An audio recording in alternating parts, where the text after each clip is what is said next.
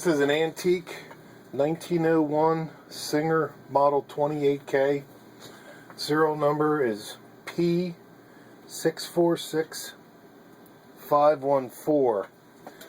It's a hand crank machine. Comes in the wooden base, which also fits into a treadle table. There's a groove for a treadle cord to be inserted through it. There is no bonnet with the machine,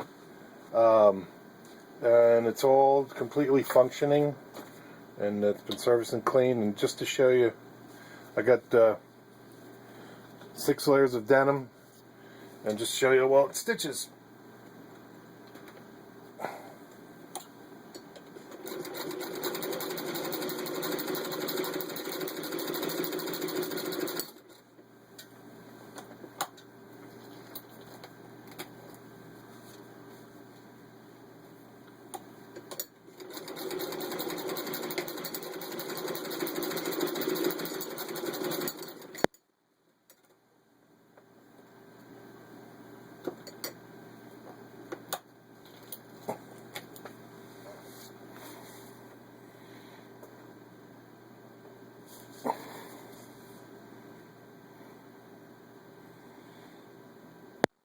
And there you can see it's got an equal stitch on both sides.